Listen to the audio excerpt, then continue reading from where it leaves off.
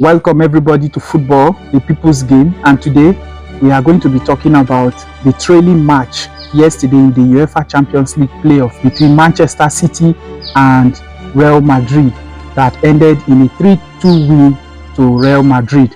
And today I'm having with me in the studio a famous and a regular football analyst on this show, Football, the People's Game, Eto'o. So Eto'o, welcome to the show. It's my pleasure being here, Horace. All right, so this season we have been having thrilling matches in the UEFA Champions League with the introduction of this new format, and in the playoffs we have Madrid against Manchester City yesterday in the playoff rounds, and the match ended 3-2 in favor of Real Madrid at the Etihad. So what would you have to say about these sort of matches that we are seeing with this new format of the UEFA Champions League? So before this match yesterday, Carlo Ancelotti, Real Madrid manager, has expressed his dissatisfaction with his side not qualifying in the automatic spot and then having to come to play the playoff against Manchester City. So he had said that matches like this are obviously supposed to be in the semis or the quarters or the finals, but we are having it in the playoffs. So what would you have to say? Is it surprising for you that in this UEFA Champions League new format, we have been seeing these tough matches right from the league phase and then into the playoffs? I would say this new format has been surprising to me.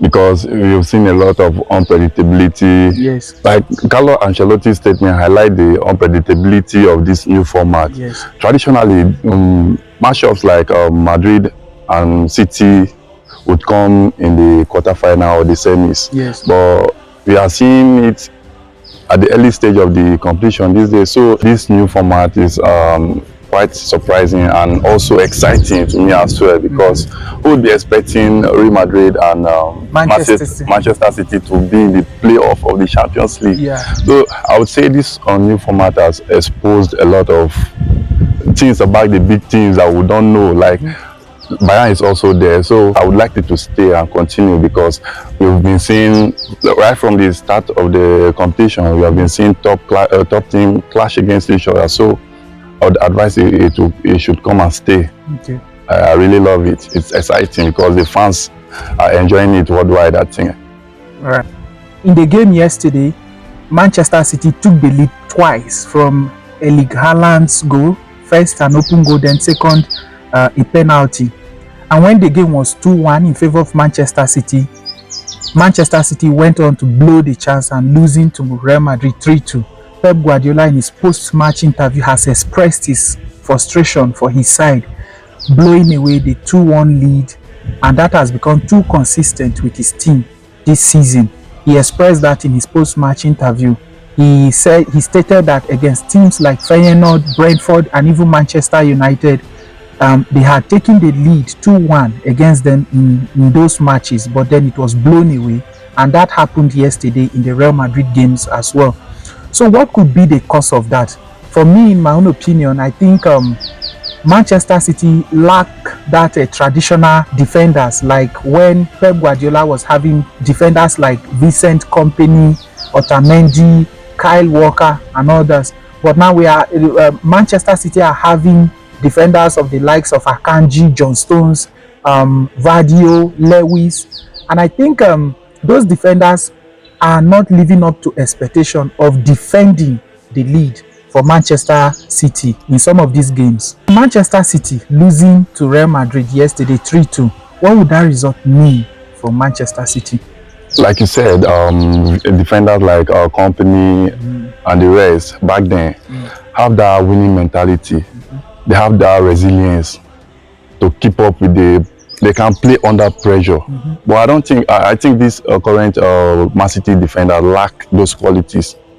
So, and again, personally for me, I think Guardiola is to be blamed too. I think Guardiola has lost it. Okay. So why do you man is out of tactics. Pep Guardiola is out of tactics. The tactic genius. He's out of tactics. You need to take a time off, like take a break. Okay. Like I told you earlier this season that he needs to rest.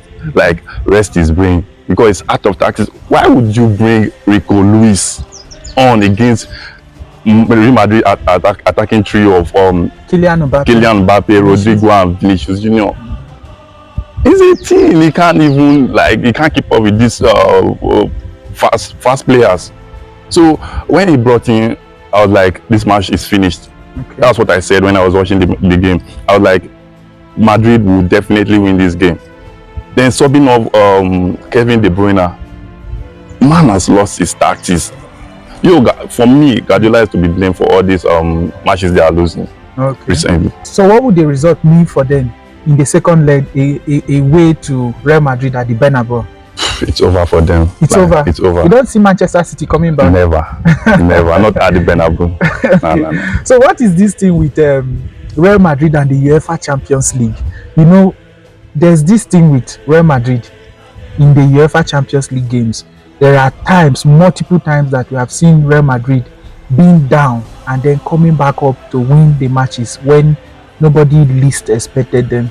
So is there anything that is there between Real Madrid and the UEFA Champions League? I think Real Madrid and the UCL have this cordial relationship. They have this understanding, and the players as well, they are so used to winning UCL game, they feel comfortable playing even under pressure. They have this winning mentality, this tactical flexibility, then they have this resilience of playing under pressure. So that's one of the factors that stand them out in the Champions League. So that's why they are the most successful team in the UCL, winning about 15 titles. Yes. That's massive, you know. So I think those are the factors that is keeping them going in the Champions League. I think it has become something like a tradition. When there are new generations of players coming into the team, you see that it is being passed on to the other players. Exactly. And you see that never giving up attitude, because nobody would have believed that 5 minutes to go yesterday, Real Madrid will come back to win that game yesterday. I believe that, because you believe that they were going to come back to win. Definitely, because with Real Madrid, it's never over until it's over.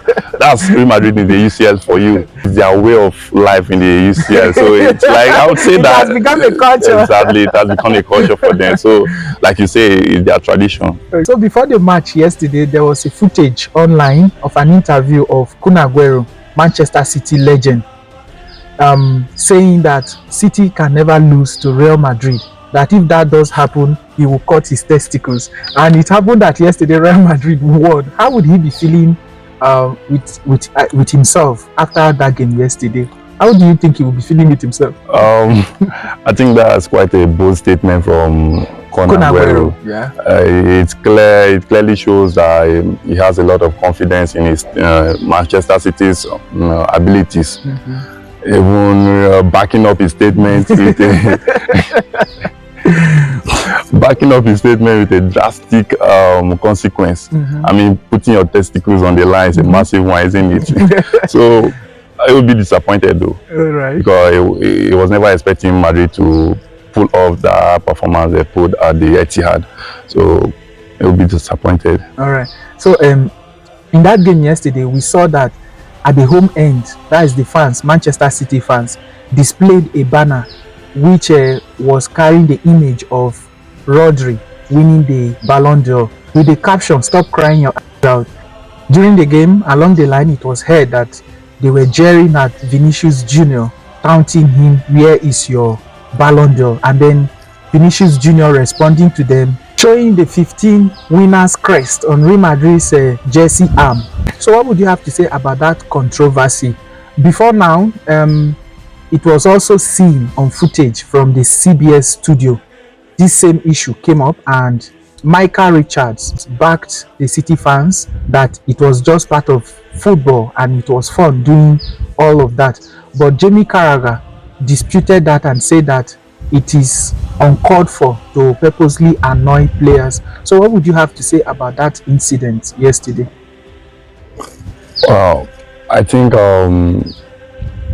that's football.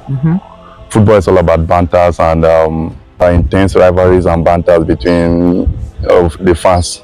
So I think what they were trying to, the City fans were trying to do is to provoke Vinicius Junior, unsettle him and the Real Madrid players. But I think with the mentality they have, I think they can't be provoked or disturbed. I think the City fans were trying to unsettle Vinicius Junior and make him underperform in the match. But with the quality and mentality he has, he kept his head high up and ended up winning. Surprisingly to the Manchester City fan, he ended up winning the man of the match, giving the winner's assist. So that's a quality player for you. I would also advise the City fan not to undermine Vinicius Junior despite losing the Ballon d'Or to Rodri, because that doesn't stop him from being the good player that he has been.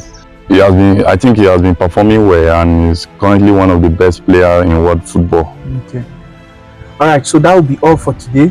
And it's always nice having you on the show, Eto'o. My pleasure being here always. All right, so this is Football the People's Game. If you are a first-time viewer, please do well to subscribe to follow more of our footballing analysis.